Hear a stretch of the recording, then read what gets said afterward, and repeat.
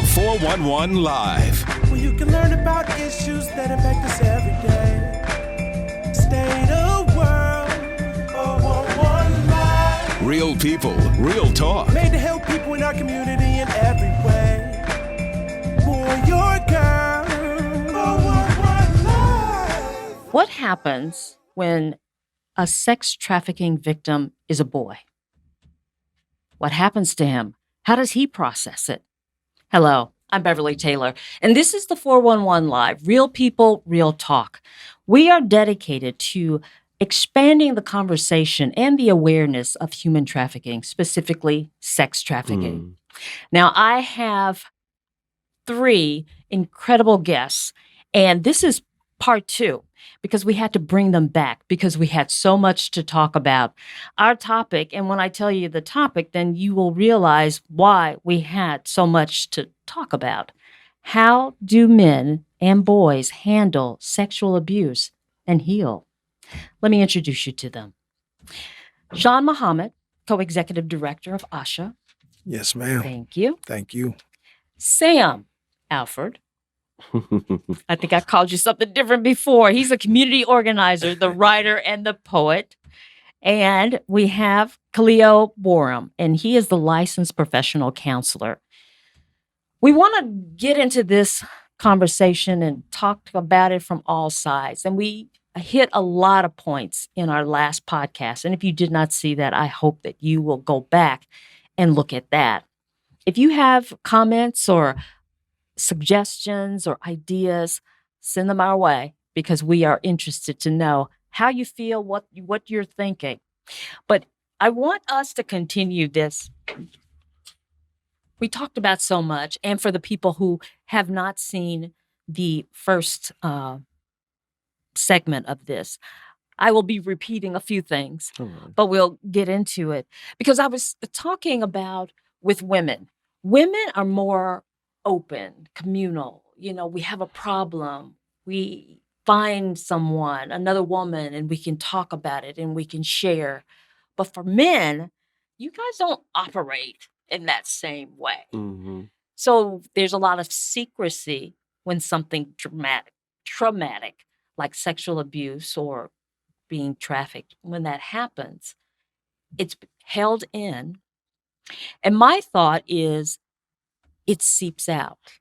Yeah. It's held in, it's secret, Overflow. but it seeps out, overflow as you're growing up. Because you think, okay, that happened to me back then. I'm over it. It happened, done, whatever. But there's some things that you do, some choices that you make Right. that are reflective of that. Yep, that's exactly what I was going to ask. The question I was going to ask, because when your present relationships could be affected by it. Previous relationships are affected by situations that happen as a young kid. Right. You may not want to open up to anybody else because you were stolen. You were robbed of your Party. You were robbed. Yeah. So then what do you do when you get robbed? You close everything up. I don't want Right. to talk to anybody. You either go take or you just close up. Absolutely. You know? Yeah. So it's hard for that person to even build a relationship when they've been sexually harassed. I mean, female, male. A lot of times when I've talked to females that say they want to be gay, they're gay. And they say situations happened previously, like a male may have molested them. Right. Or some situation. I mean, that's just example. Right. Some situation made them this way. Right. Which they don't like. They don't like males no more anymore. Right. You know, for guys, okay, it's cool. You still gonna uphold that male persona, but it's like, okay, well, do I really give this girl all of me? Right. Yeah. My heart. All right. Yeah. Give you my body or give you half of me. Right. Yeah. Not that. Do I give you everything? No. Right. I might hold back a little Right. bit, because I don't want this to ever happen again. Yeah. Got to be safe. Yeah. One of the things we did at the ASHA project, we had a HIV outreach program, and we also had a disease intervention program. And one of the things that, me as a manager or a director, I always wanted to do direct services in whatever program I managed. So I would know from the top to bottom how you're supposed to do this, make sure they do it correctly. And while working in HIV outreach and in particular disease intervention, which is primarily locating and referring individuals who are suspected of having sexually transmitted diseases, right? So the ASHA project is unique because we offer culturally specific services. So everything is geared for us, or for, people who are just listening and not viewing, for Black folks, African Americans. So when I would have my victims come in, or individuals who had contracted diseases from their partners, I would get a lot of brothers and sisters who were from the LGBTQ community, but many of them would disclose to me, as Brother Khalil said, that they were molested first. And I know that that's not something that is really talked about in the white community. In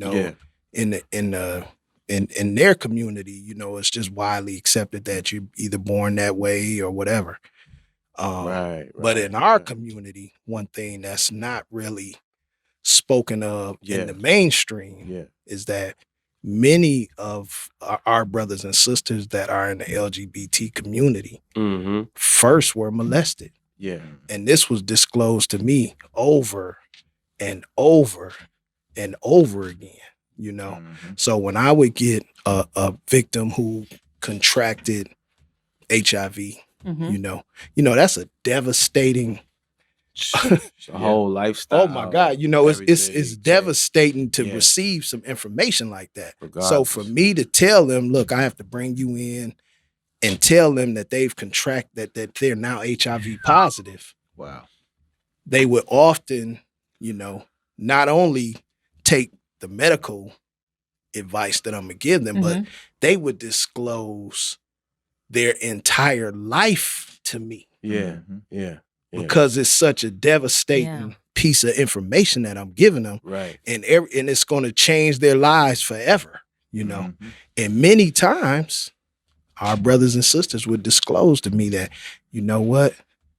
I actually lived this lifestyle. Because, they would blame it on their lifestyle. I wouldn't, but they would say, man, this lifestyle that I'm living allowed me to contract this. Many times it was because of substance abuse, and sometimes it was because of promiscuity. Right.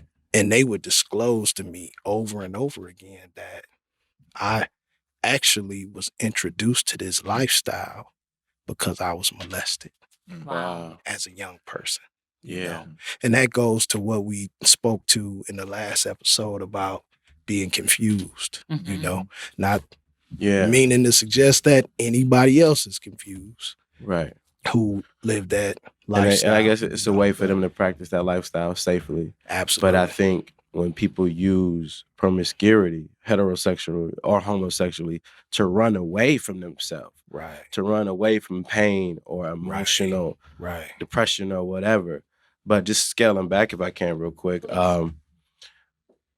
let's talk about these molesters in the families, these uncles or aunties or big cousins, like especially in the people of color communities, Black and Latino, because I knew a Latino brother who told me that if it never happened to him, and that he wouldn't be, because there's a whole machismo and homophobic thing, so we're not co-signing or endorsing that. But I'm gonna make this point: none of us are co-signing predatory molestation, but kids can't consent, regardless. Theoretically, if you want to say they're heterosexually or homosexual, let kids be kids, let them play, let them do what they got to do, and that'll come. Hormones gonna flow through their brain.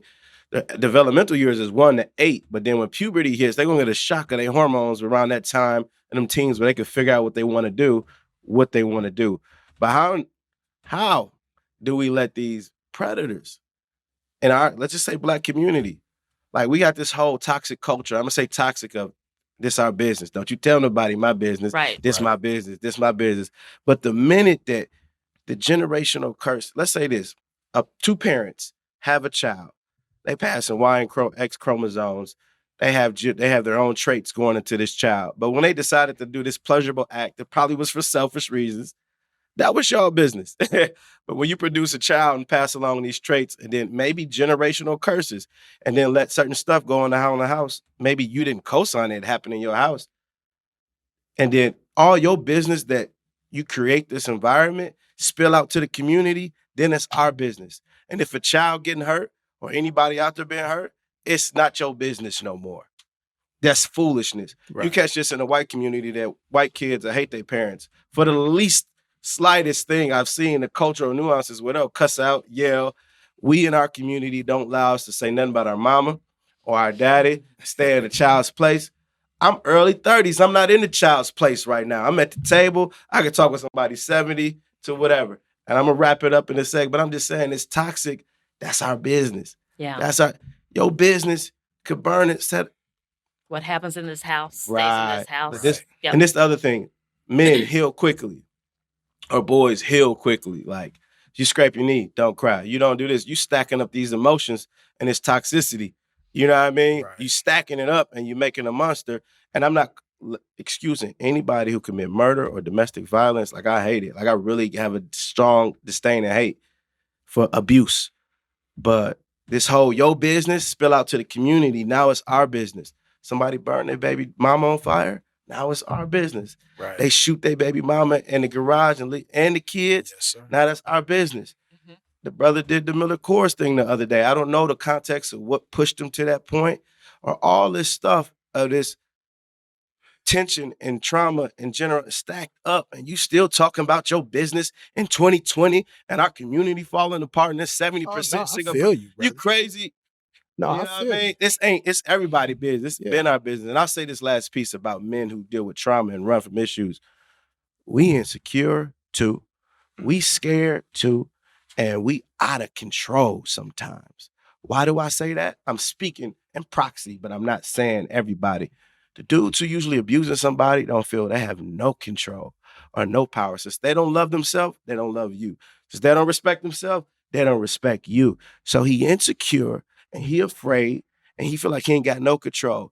And out of all the things I control that's closest to me in this white man's world is this woman next to me who happened to be beautiful, who happened to be fine, happened to be, say I didn't love her, but she was a trophy piece. She boosted my ego. So if you the only thing he could control, he gonna go through heaven and hell.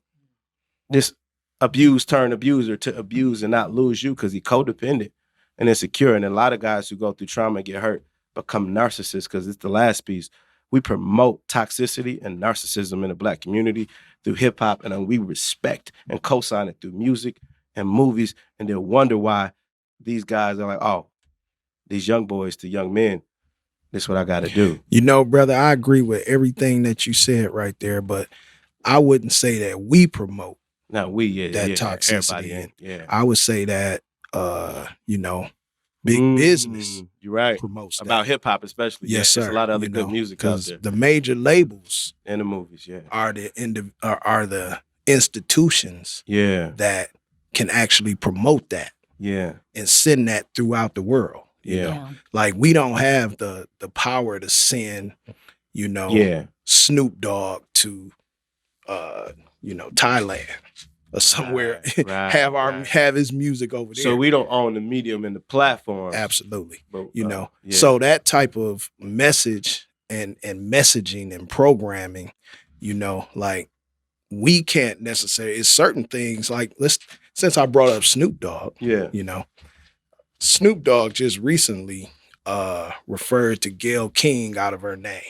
Oh yeah, right? For the COVID. He got a lot of backlash about that. Yeah. Right. But when he generally did that in the music, where he was talking about, Black women, nobody said anything. That music was all over the place. Right. And it was all over the place to the point where it was almost programming. Yeah. Right. Yeah. So in our community, it's he been married for years. Yeah, it's not unusual for young men to grow up with a misogynistic point of view. Absolutely. Because the music contributes to that. Yeah, and the culture. But people outside of our community control that music. Right. Even though the artist and the face that you're looking at looks like us. Right. But the person who's sending that music all over the world does not look like us. You know? True. So that's the only thing that I would. Can I say one last thing? I agree in terms of where our power and what we control. Because I wrestle men, like we control the cool and whatever the status quo. Black people generally do that in pop culture. So it's back time where it's like men checking men and how you brothers help men and and also checking them. Because some people just need to be stood on and checked. Just making it plain and clear. Yes, sir. There's a lot of brothers who know what they're doing and everybody ain't had an issue. Some people just bad people, if I can be honest. I think some people just do what they want to do. Men checking men, but also on the other end, in terms of endorsing healthy masculinity, women in terms not praising a toxic male figure too. Because a lot of the young guys, especially in high school, the bad boys is cool. The young 20s bad boys is cool. The narcissist, he cool until he go upside your head or he take your money and take your car. And I'm not saying blaming no victims or blaming no women, but men got to check men culturally. It's 2020. Frederick Douglass and them didn't go through all that mess they went through for us to be here talking about dope and trapping and all that. And the women like, okay, give that good guy a chance. Or tell your nephew and your son, like, yo, that's what's up. The good boy, reinforce positive behavior. Absolutely. So we start to shift. Because what can we salvage out of our men? They not, we got to throw them away. And I'm going to say this last piece is that men generally, in terms of who have issues, like women have issues, talk it out. They may stay with somebody, they try to feel another kind of pain or feel another kind of pleasure. But guys commit suicide or commit acts of violence. Because after a while, if I don't feel no control and I feel I'm afraid and insecure, I got to do something. And statistically, men commit suicide or commit acts of violence or self-medicate to try to fix it. So and they have control of that. Right. Yeah. We're going to come back. We're going to talk more about disclosure. Stay with us. We'll be right back.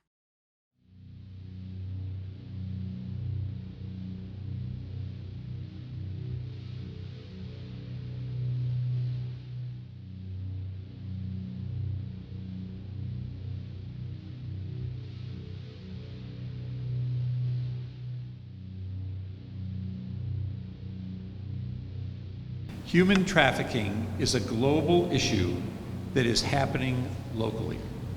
This is a problem that we cannot ignore. Being so scared on that hotel bed and wish I had my mommy. Going back into that feeling of, man, what am I getting myself into? She rests her head on the prison to which she's chained. I'm standing there and I can't move. I can't go nowhere, I'm stuck.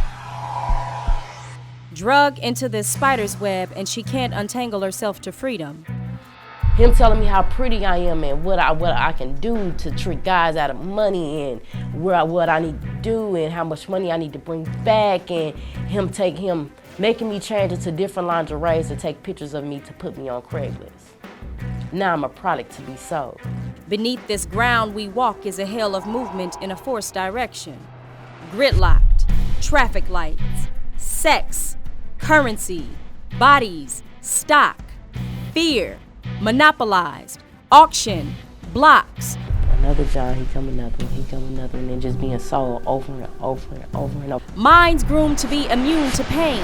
And you used to it, and you just lay there. Numb, desensitized, innocence, drained. I went from that scared little girl, from in foster care, from being molested by my stepbrother, by my foster brother, to being a lonely little girl stuck in a house, so scared with my mother, to being trafficked.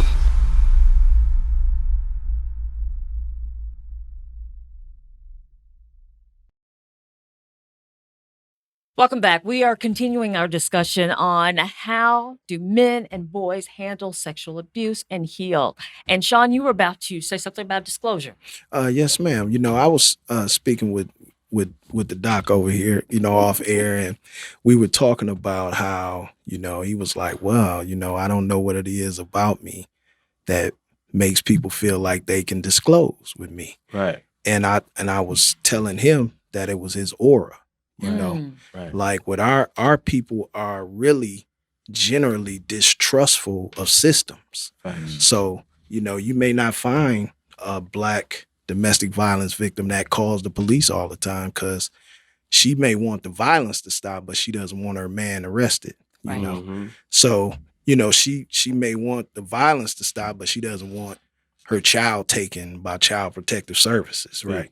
And it has to be a certain type of aura that you have. Yeah.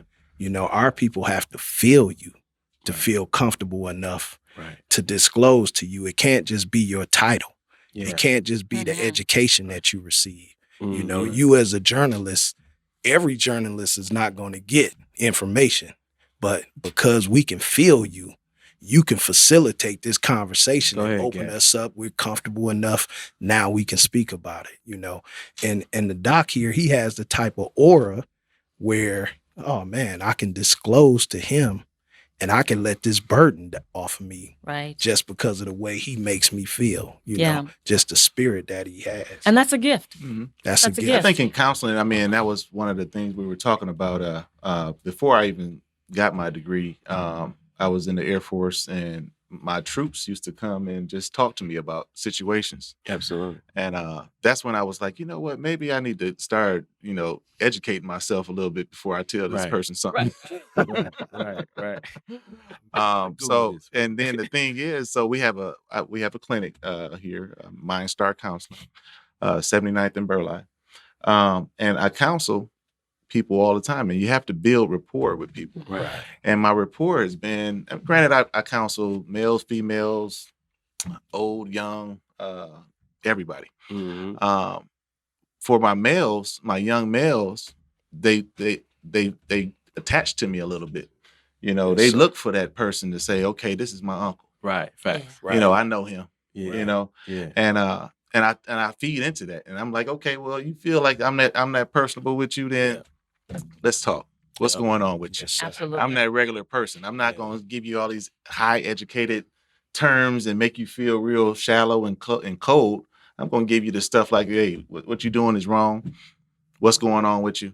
Right. And they feel that. And I think that's that aura that I have that I was blessed with. And I don't think you can get that. No, that's it. And I think there's a hunger for that kind of thing, that kind of relationship. That warmth. Yes. Yep. It is. It's coming from another man. It is. It's a different energy that, especially a male child, a Black male child, it's a different energy that he receives from a Black man.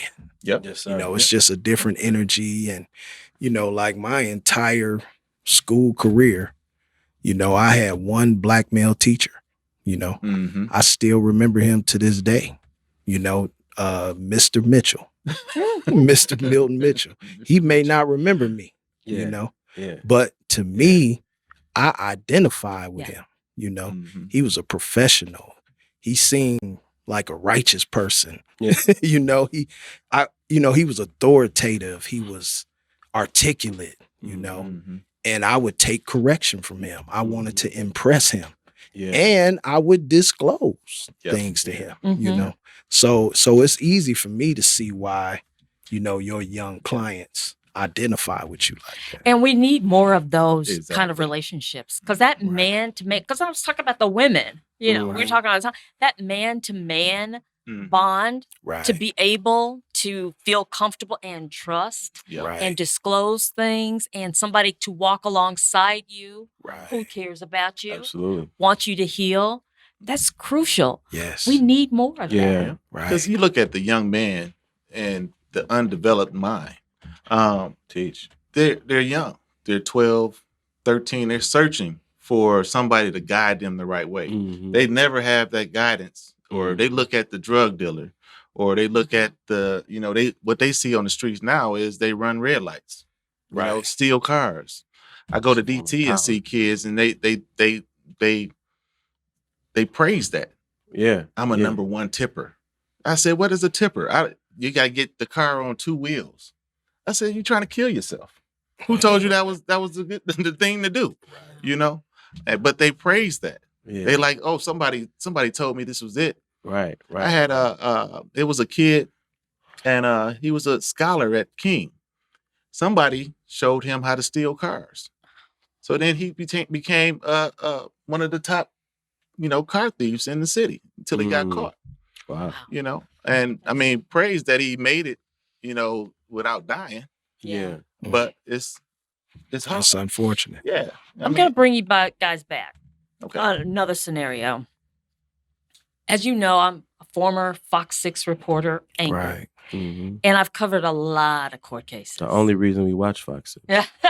Right. Yeah.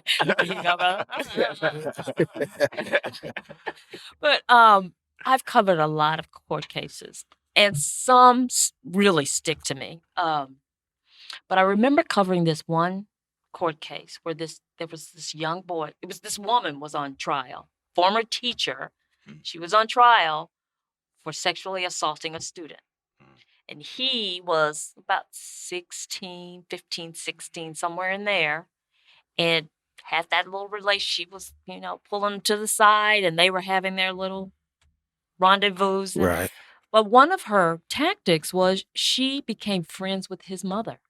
Wow. So she was coming over to their house. Right. The mother trusted her, and so if she said, well, here, I'll take him, whatever, the mother's good with that Right. because she trusted her. Right. Then the mother started noticing her son changing.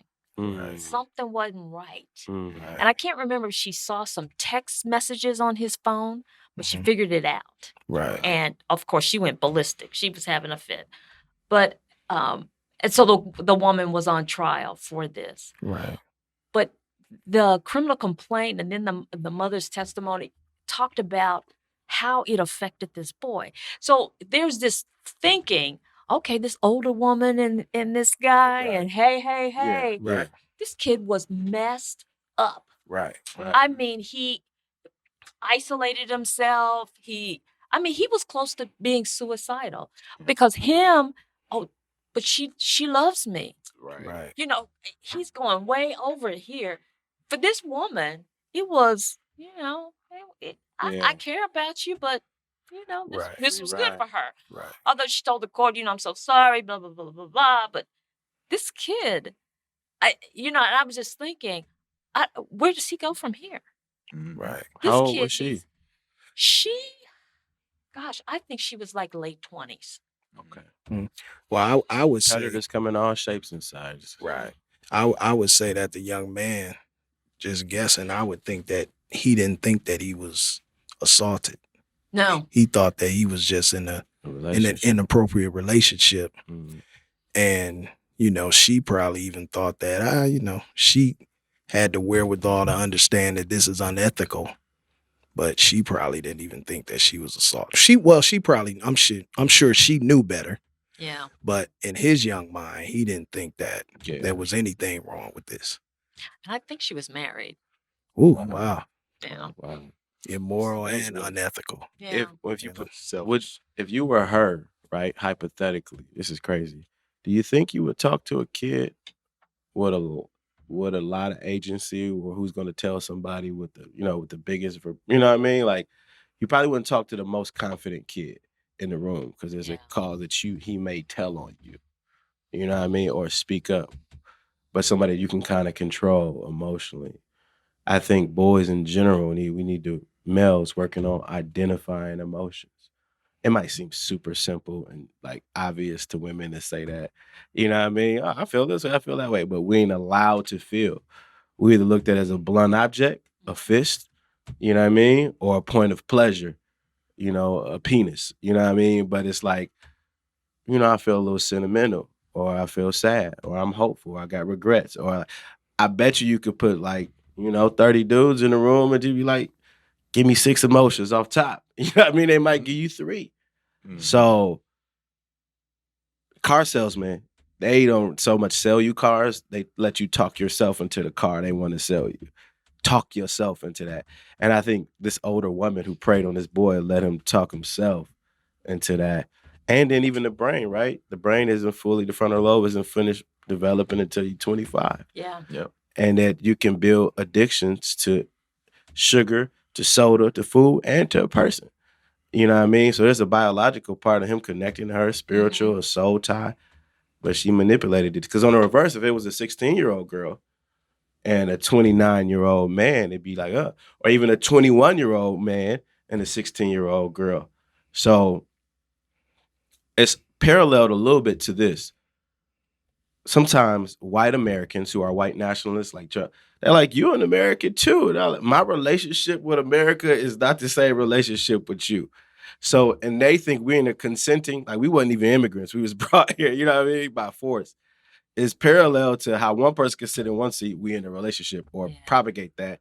How the victim could be like, I'm not really. Because when he grow up, however old he is now, if he grows up and like, he's going to reflect and be like, that was unfair. That's abuse. And how you test people with this, that woman who did that, I'm like, all right, well, let me date your daughter. Yeah. They're 16. You know what I mean? Right. Because people prescribe, they live lives that they wouldn't prescribe to their own children. That's to test how God gets you. You visit your sins on a generation. You know what I mean? Like, it's just, people are so selfish, man. Yeah. It's crazy. Let's talk about healing. Because you have all this, you're talking to batterers intervention is what you're doing. So they, some of your folks have hit on their partners. Yes, ma'am. And then they come for intervention in that. And then they disclose on all these hidden things that are in their lives that have affected them. Absolutely. So how do we get to the healing process? I know you had the music and different things. I've actually went to therapy. You did go to therapy. And got a few mentors. Yeah. Yep.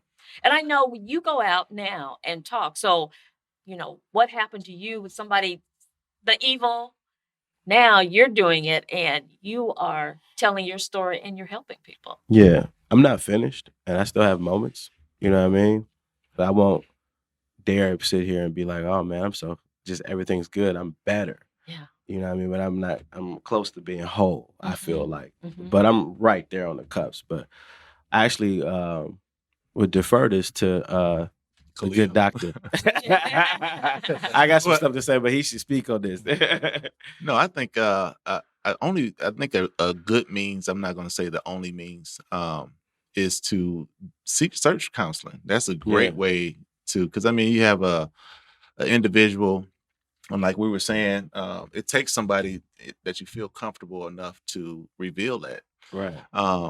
If you can open up and get that off your chest, that it'll open up a whole different world to you. It's like spilling the beans. Yes, sir. If you can get that, it's something in there in your body and it's happened to you. You know it may not be right, but I can't tell anybody. And if you're able to at least start by telling one person that has confidentiality, this is between me, you and I'm not going to tell anybody else. Right. This is our secret. Yeah. You letting it out. And when you're able to start letting that out, and then maybe at that point, you'll feel a different way where you'll be able to maybe tell somebody else. Right. Or, even contact the perpetrator and figure out where that perpetrator is. Like you found the perpetrator and know where he is and everything else. Yeah. On accident, but yeah. To the point where this person may need to be addressed.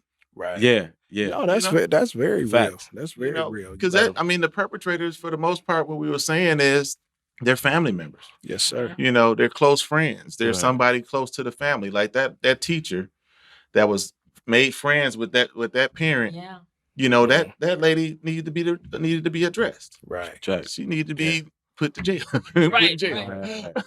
Justice need to be served. Right. I think it does. It starts with disclosure, first of all, because many of the men that have disclosed to me over the years have prefaced it with, I never told anybody this before. Right.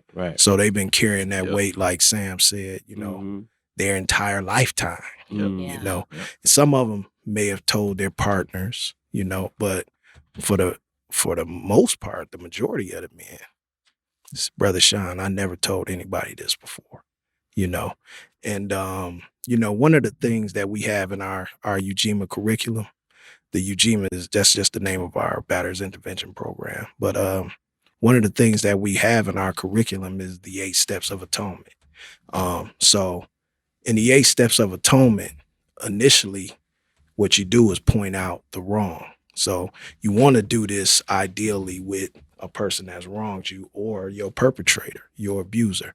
So if you do, that's why I agree with you saying that it's a good idea to confront them if you can, but you point out they're wrong. Hopefully they confess their faults, acknowledge what they did, repent, and atone for what they did. Atonement is actually doing something. Define atonement. Well, atonement is basically, when you look at the word atonement, you actually have at, one, and then you add a suffix meant, meaning an action of doing something. Mm-hmm. So in order for us to return to oneness with one another, something has to be done. Mm-hmm. So if I just bump into the doc, me saying excuse me should be sufficient. But if I spill some grape juice on his expensive looking sweater over there, I have to say, hey, not only am I sorry, brother, but allow me to get that clean for you. And then if the grape juice doesn't come out with the cleaners, I'll get you another sweater. You see what I'm saying? So atonement has to match the offense. Right. And then you go through those steps, you can get to forgiveness. Right. So I think that I agree with you. I'm 100% in agreement with you. And I think the effect of having this incident happen to a lot of people, and if you are able to go and communicate this incident, and you may not get a justice out of it, but the justice is going to be for you to vent it. Yeah, for the victim to get it off their chest. Exactly. Right. It's not unnecessarily. I mean, that lady, she went to jail. Okay. But that next person, this person that's calling in or something like that, that person is still alive. He's still hanging around the house. He may be around there. So you have that vent off your chest. You know what? You did something to me. I didn't like it. It was wrong. It was wrong. Yeah. And I mean, let's go. And I throw it in the garbage. That's good. Hey, fellas, we're out of time. Wow. That went fast, didn't it? Yeah, it did. Is your the Yasha program Project, that you're is that open to the public?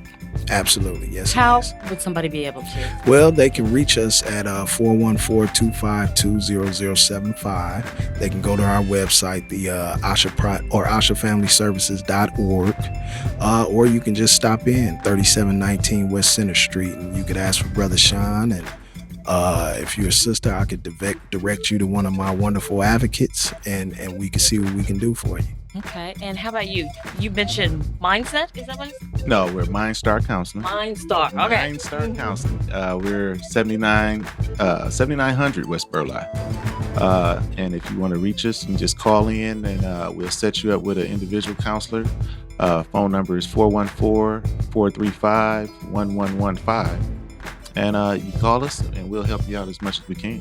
And Sam, I think you have an engagement coming up, event or something? No, I spoke at my church last week, actually, on a panel about domestic violence, in light of all the things that have been happening. So we can just find you in the community. Email-wise, if somebody would contact me, I'd say samlives9@gmail.com, and that'd be the number. So samlives9@gmail.com. We're getting a website made, and I had a photo shoot. In terms of being a poet and speaker and author. So all that is in process. On Facebook, Samuel Alfred. You can find me if they want to contact me. Excellent. Right. Gentlemen, thank you. Thank you. I have really enjoyed it. And I hope you've enjoyed it too. That time just went like that because these guys are great. I just want to remind you, the 411 Live is a nonprofit organization. So if you are so inclined, go to our website, the411live.org, and donate because we will use it and in a very, very good way. We want to continue these conversations. We want to continue these video podcasts. We want to continue the discussion. That is our mission. And we are so grateful that you are so willing to join us. Be sure and look at our previous podcasts. You can find them on different platforms, all the platforms that you go to for podcasts. Of course, you can subscribe on YouTube and go to our website, of course. This has been another edition of the 411 Live. Real people, real talk. I'm Beverly.